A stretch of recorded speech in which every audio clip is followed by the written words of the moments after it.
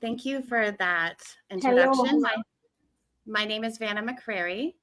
It's an honor to be here with you and to present with so many amazing people. Hi, Vana.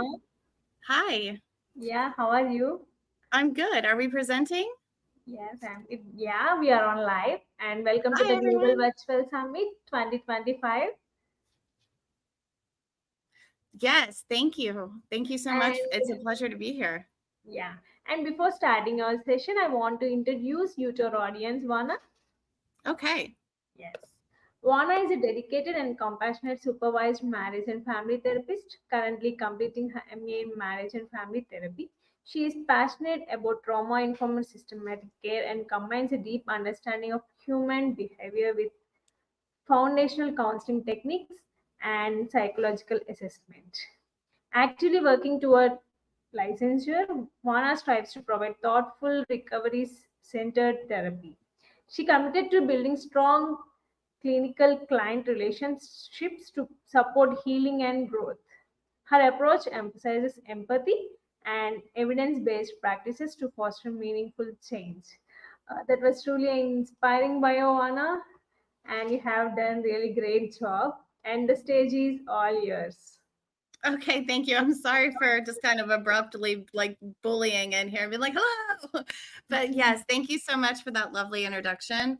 My name is Vanna McCrary, and it is an honor to be here and to present with so many amazing people. Let's see. Let me get past the screen. Okay, so what my academic credentials do not convey about me is my direct experience with multiple traumatic events and the wisdom I've obtained from the many beautiful, complex, and tragic people I have learned from. I'm honored and blessed that all of those experiences and people have carried me here today to be with you. I do not consider myself an expert in the field of trauma, but rather a peer and an educated advocate to help raise awareness, not only about the existence of complex post-traumatic stress disorder and PTSD as valid conditions and diagnosis, but perhaps more importantly, to call attention to the correlation between psychological and emotional trauma and of the prevalence of disease and mortality rates. Many people suffer from trauma and do not recognize the source of their suffering. I had been symptomatic for decades, and despite encountering several medical and psychological clinical practitioners, I was never diagnosed, informed of, or treated for PTSD. Instead, I was misdiagnosed with borderline personality disorder, put on several medications, and never offered therapy. My time spent with trauma has helped me come to understand and appreciate it as intricate, delicate, and complex. Let's see. So, trauma is elusive. It wears many faces. Its language is often obscured to most and mistranslated by others. One thing I learned about trauma is that it prefers to disguise itself. Trauma will often embed itself into the host, and once it's there, it behaves like most other parasites or any other living organism for that matter, which is to consume, defend, thrive, and to replicate itself. If left unchecked, the symptoms and presentations will multiply, and clients will often develop comorbidities. When I was working with clients, I often found myself spending most of my time working to disarm the defenses trauma will throw to keep the practitioner from getting too close to it. When people have become traumatized or experience deep attachment wounds, they will often adopt trauma reactions as automatic responses to any stimuli perceived as a threat. Excuse me. This could present as flight, fight, freeze, and fawn. Deflection and denial are also traumatic responses that aid dissociative symptoms. Disassociation is a major symptom resulting from trauma, which often causes the person impacted to forget key details or even the entire event, but will show signs of distress easily and become easily overly stimulated and display all the classic symptoms associated with traumatic stress. In effort to cope, people who live with stress disorders have adopted survival mechanisms that allow them to endure traumatic events. However, eventually coping mechanisms will become maladaptive and to to the current circumstances of the client's life. A brief history of trauma. So the etymology of the word trauma originates from the Greek, and it has been defined as wound, which is hurt and defeat. We'll kind of delve into the more definitions of what trauma has been come to understand now that we've evolved a little bit more in social scientists, or as in social science rather. So the history of trauma and those who have worked to validate the experiences of their clients has in and of itself been a heroic journey, including the denial of PTSD and the continued debates about the nature of its presentations. The observable impact from trauma has been with us since antiquity. Earliest descriptions of traumatic symptoms observed in literature have been traced back 4,000 years to 2027 and 2003 BC. In cuneiform script, the author describes traumatic reaction of the citizens of in the aftermath of the attacks from the Sumerians and the Elamites. More descriptions of traumatic symptoms emerged from ancient civilizations, including an Egyptian physician in 1900 BC who described the hysterical reaction from a soldier after experiencing traumatic exposure. The Greek poet Homer described PTSD in the Odyssey and the Iliad in the 8th century. Additionally, the Bible provided a complex case study of trauma in the book of Job. Aside from Job, most observations of traumatic reactions were a result of exposure to war or civilian catastrophe. In 1860, the term railroad spinal syndrome was introduced by the surgeon Dr. Frederick Erickson, noting traumatic events can cause both psychological and physical injury. In 1879, traumatic responses and symptoms were referred to as compensation neurosis due to increased disability claims resulting from railway accidents after the enactment of compensation laws. More arguments ensued regarding the expression of traumatic reactions and how to define the symptoms, as well as the cause for traumatic disorders. In 1905, Sigmund Freud publicly discounted his unpopular seduction theory, in which he linked childhood sexual abuse with the development of mental illness. The first edition of the Diagnostic Statistic Manual of Mental Health Disorders was published in 1952, which introduced the diagnosis gross stress reaction to classify the behavior of those who experience severe physical demands or extreme emotional stress from combat or civilian catastrophe. Inspired by the experiences of the Vietnam War veterans in 1980, the Diagnostic Statistic Manual of Mental Health Disorders introduced the diagnosis post-traumatic stress disorder, as we've all come to understand the diagnosis today. As people progress and more advancements are made with ever-evolving technology, so too does trauma, its causes, symptoms, and our understanding of it. So misconceptions about trauma, PTSD, and CPTSD. So many believe that PTSD only impacts combat veterans. I'm from the United States. So here, 1 in 4 Americans believe those impacted are violent and dangerous with no control over their anger. PTSD is often synonymous in their mind with psychosis, which obviously is a misconception. And symptoms are immediately apparent if you've become traumatized by an event. And as has been demonstrated throughout the ages, those who suffer from traumatic symptoms and reactions were considered to have a personality flaw or moral weakness. Despite how traumatic events had shaped human history, media and pop culture often propagate misconceptions, inspire stigma associated with traumatic stress disorders, and continue to misform about the prevalence, symptoms, and diagnosis. It is important to remember the role of traditional and social media is to create a product that entertains with information. Often, the media will present stereotypes to build the background and profile of a character.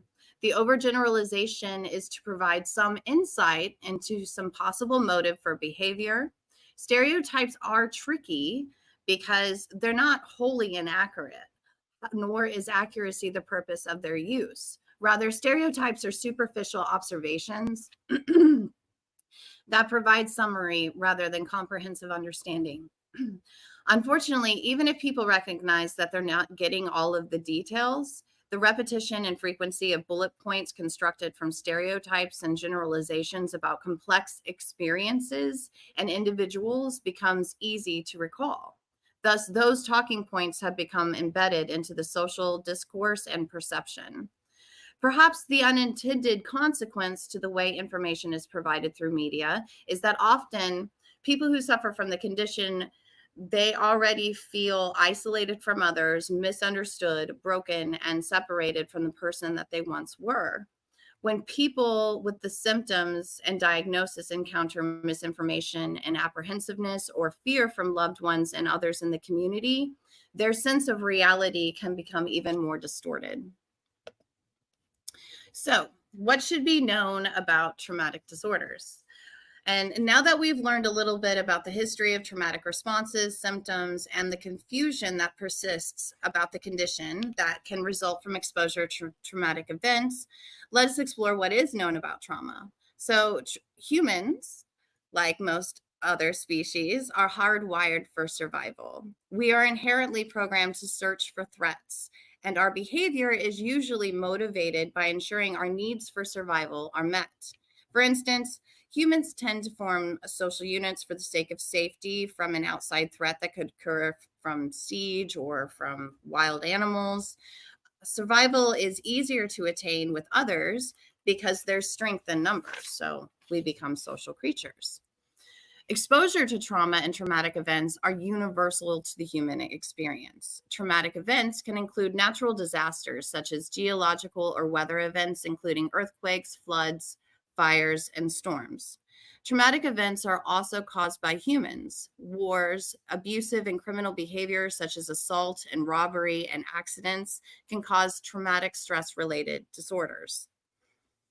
Traumatic exposure that result in the development of trauma-related disorders include the experience of actual or threatened death, serious injury, or sexual violence, and this can be experienced in multiple ways, such as direct exposure or witnessing traumatic events, gaining the knowledge of trauma occurring to a family member or another close relationship, and or repeated and extreme exposure to traumatic events or their details through work. However, not all who experience traumatic events become traumatized. The World Health Organization in 2024 estimated that 3.9% of the world's population will develop PTSD at least once throughout their lifespan. There are social components to trauma-related disorders. Dr. Gabor Mady highlighted that trauma comes from the Greek word wound, which we've already discussed. But he takes it further because he explains it's not what happened to you.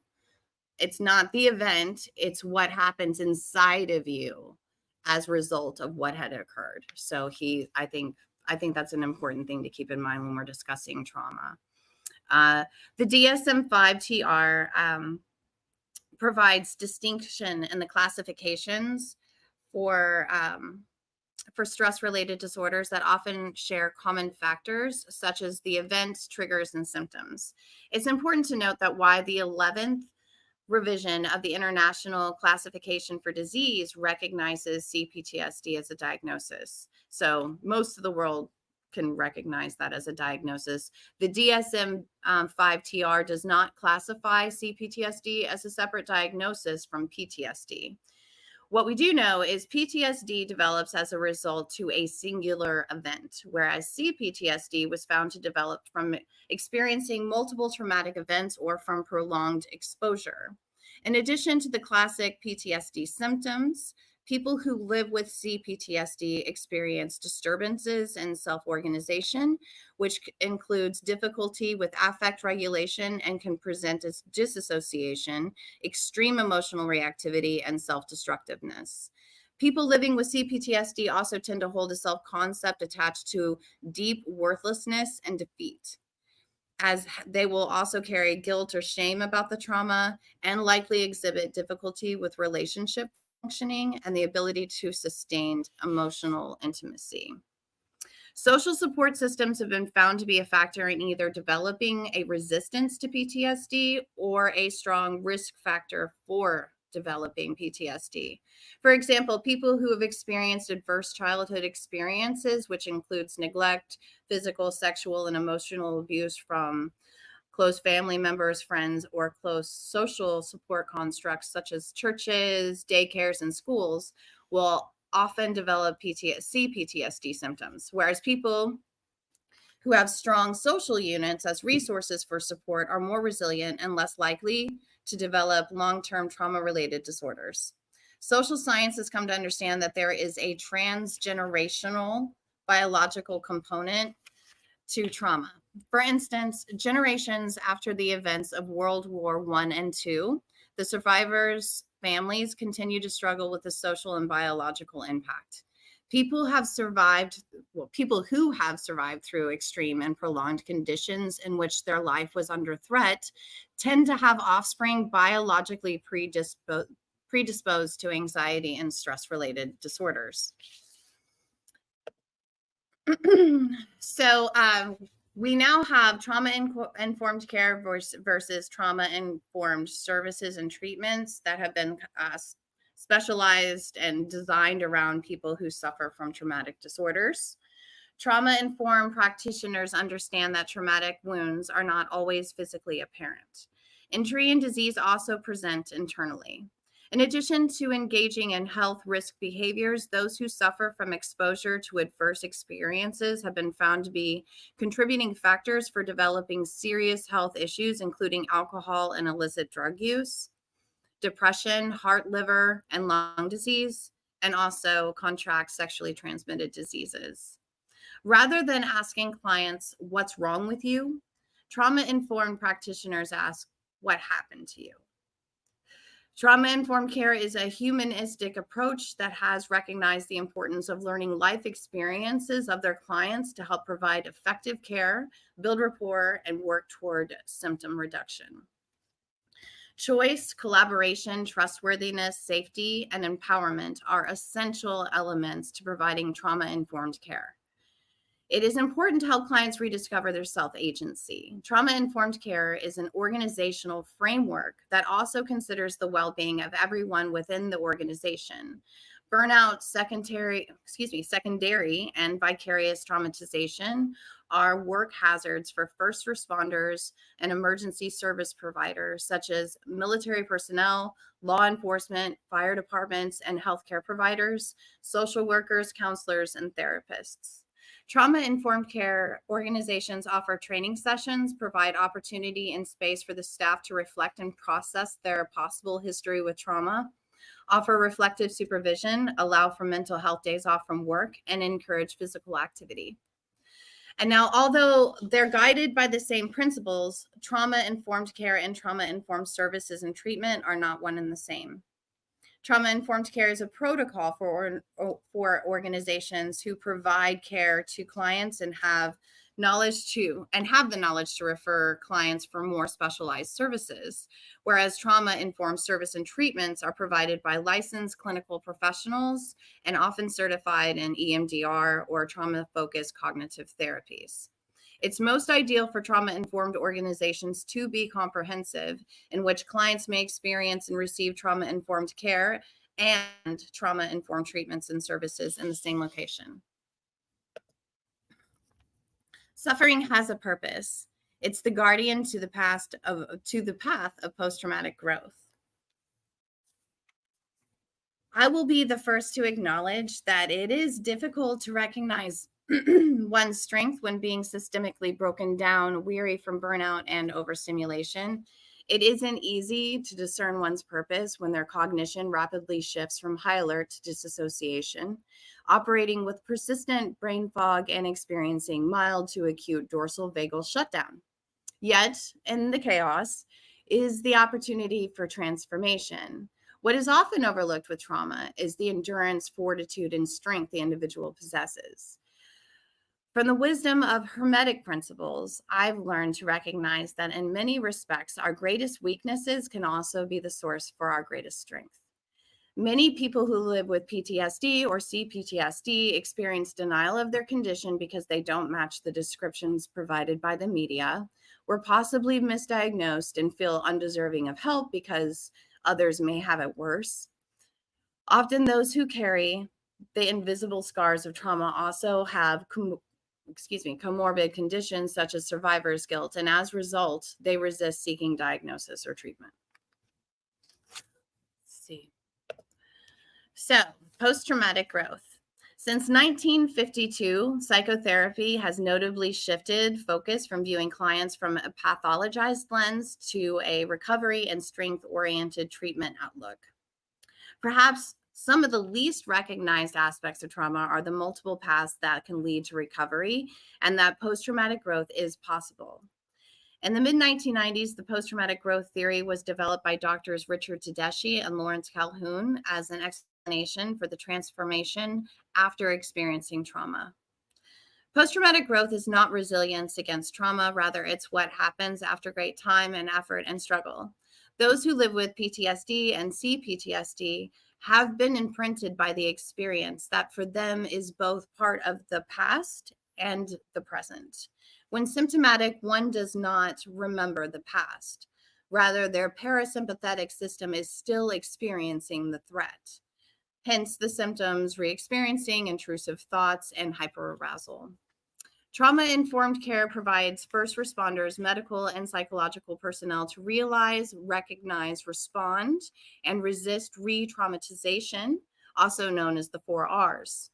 In addition to the 4 Rs, it's recommended that practitioners take care when informing their clients about post-traumatic growth, because the client may not be ready for that step and they could feel that that information minimalizes their experience that they're still re-experiencing. Therapists are guided to meet their clients where they are and to help them reach any potential goals they may have for themselves. And once the client has successfully processed the trauma and their identity is no longer organized around nursing wounds and avoiding triggers, people who experience post-traumatic growth have adapted, are re-energized with purpose, and have found meaning. Tedeschi and Calhoun created post-traumatic growth inventory to measure appreciation of life, relationship with others, new possibilities, personal strength, and possible spiritual change. It is estimated that half to two-thirds of the population who live with PTSD and CPTSD will experience post-traumatic growth. Healing is a journey. Post-traumatic growth is a potential destination. There is hope.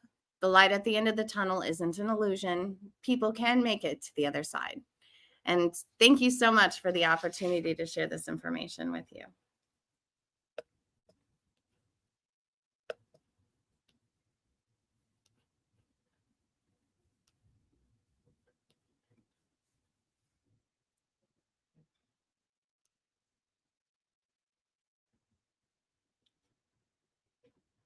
And I suppose I'll see everybody backstage soon.